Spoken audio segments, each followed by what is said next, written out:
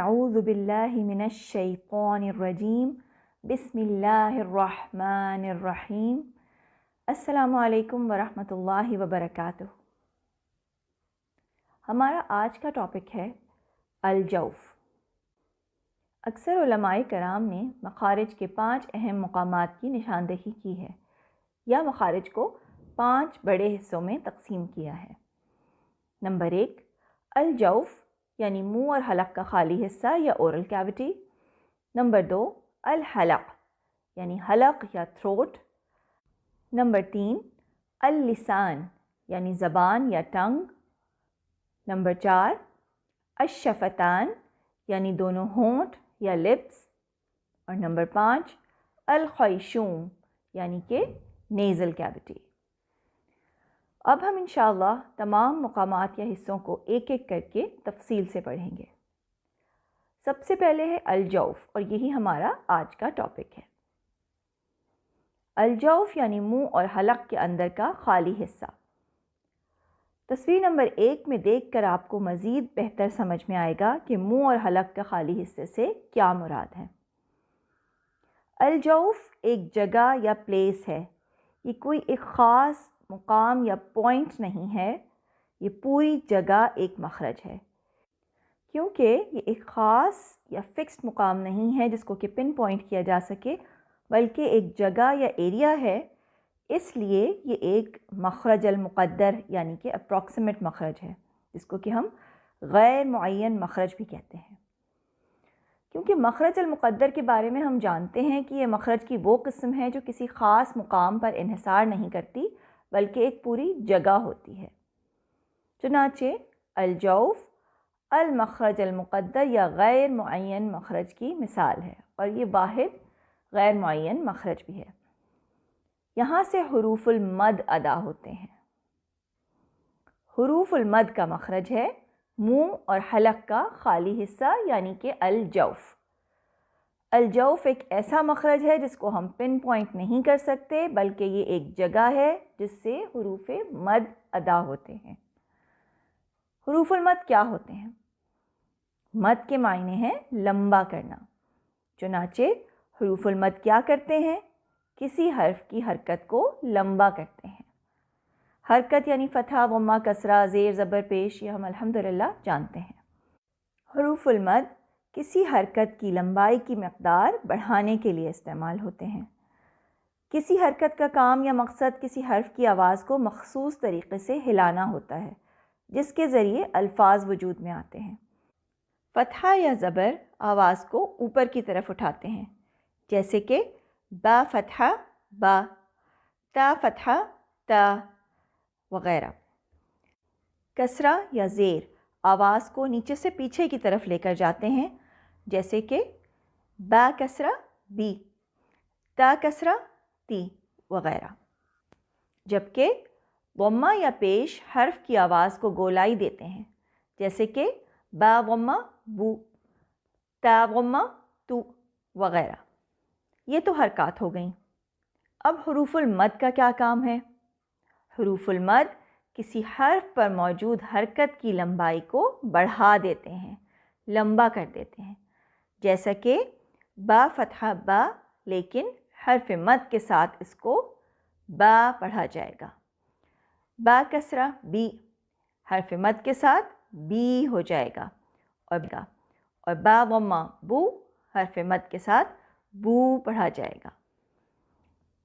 حرف مد کے بارے میں مزید پڑھنے سے پہلے ایک بار ساکن حروف کے بارے میں دہرا لیتے ہیں۔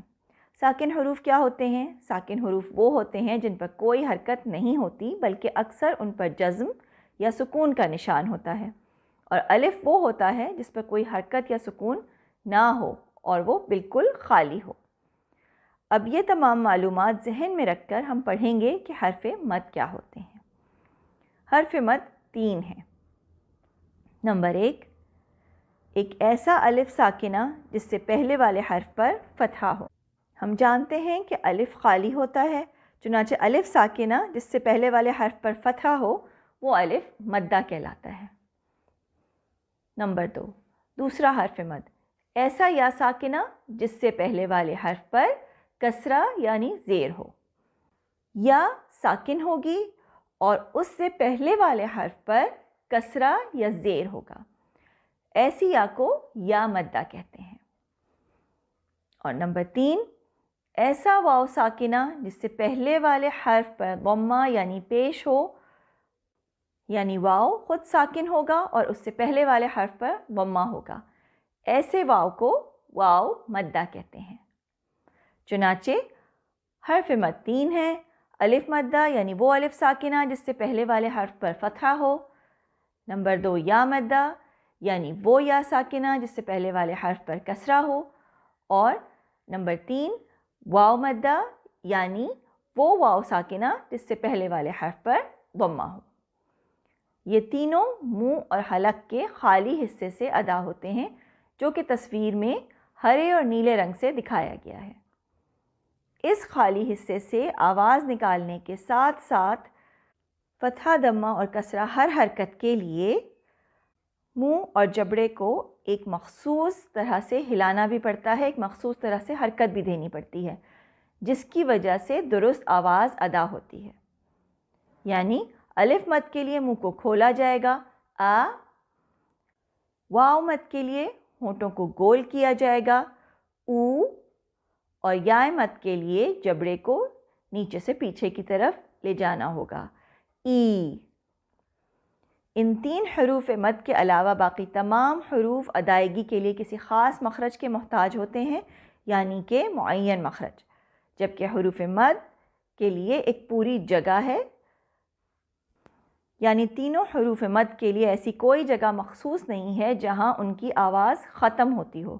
مثلاً آ کہتے ہوئے ہوا کے ساتھ ساتھ ہماری آواز منہ اور حلق میں جاری رہتی ہے، اور جب ہم پھیپھڑوں سے ہوا کا بہاؤ یعنی ہوا کے جاری رہنے کو روک دیتے ہیں تو آواز بھی ختم ہو جاتی ہے۔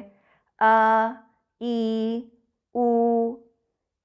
یہاں آواز اور سانس یعنی ہوا کا فرق جاننا بھی ضروری ہے، اس کے بغیر اس کانسیپٹ کو ہم اچھی طرح سمجھ نہیں پائیں گے۔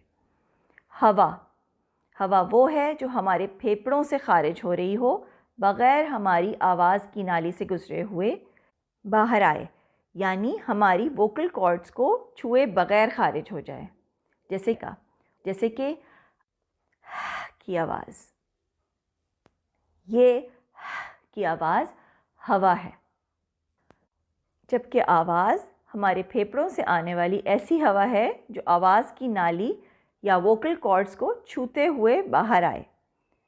یہ جاننے کے بعد حروف مدہ کا مخرج ایک بار پھر زیادہ بہتر طور پر سمجھ آئے گا انشاءاللہ۔ الف مدہ یہ منہ اور حلق کے خالی حصے سے ادا ہوتا ہے۔ اس کی ادائیگی کے لیے منہ کا دہانہ یا اوپننگ ایک خاص شکل اختیار کر لیتی ہے۔ اس کے لیے تصویر نمبر 3 ضرور دیکھیے۔ الف مدہ کے لیے زبان اپنی اصلی حالت میں رہتی ہے۔ واو مدہ یہ بھی منہ اور حلق کے خالی حصے سے ادا ہوتا ہے۔ اس کی ادائیگی کے لیے زبان کا پچھلا حصہ تھوڑا سا بلند ہوتا ہے اور دونوں ہونٹ گول ہو کر آگے کی طرف نکلتے ہیں، اس طرح کہ آواز گزرنے کی جگہ باقی رہے، یعنی ہونٹ گول کرنے کے وقت ان کو مکمل طور پر بند نہیں کیا جاتا، بلکہ ان میں ایک سپیس رہتی ہے جس سے کہ او کی آواز باہر آتی ہے۔ اس کے لیے بھی تصویر نمبر 3 ضرور دیکھیے۔ یا مدہ یہ بھی منہ اور حلق کے خالی حصے سے ادا ہوتا ہے۔ نچلا جبڑا یا لوور جو نیچے کی طرف کھنچتا ہے اور زبان کا درمیانی حصہ اوپر کی طرف اٹھتا ہے۔ آپ ای کی آواز نکال کر یہ تمام چیزیں خود بھی نوٹ کر سکتے ہیں۔ اس کے لیے تصویر نمبر 3 دیکھیے۔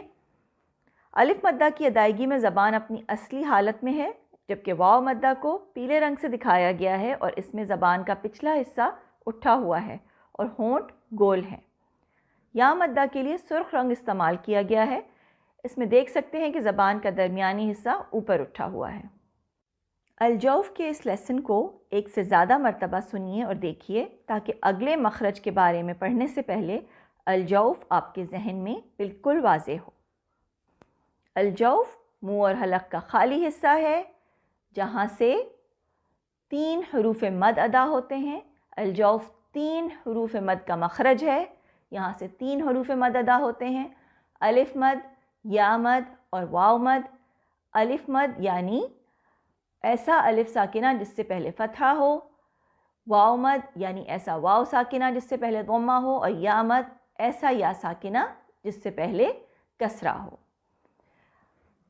حرف مد کی آواز عام حرکت سے دگنی لمبائی رکھتی ہے۔ حرف مد کی آواز عام حرکت سے دگنی لمبائی رکھتی ہے، جیسے کہ با فتحہ با، لیکن با فتحہ الف سکون با، با فتحہ الف سکون یعنی کہ الف مد یہاں پہ موجود ہے۔ امید ہے کہ انشاءاللہ آپ لوگوں کو یہ واضح ہو گیا ہوگا کہ حروف المد کیسے ادا ہوتے ہیں۔ جزاکن اللہ خیرا کثیرا واحسن الجزاء۔ السلام علیکم ورحمۃ اللہ وبرکاتہ۔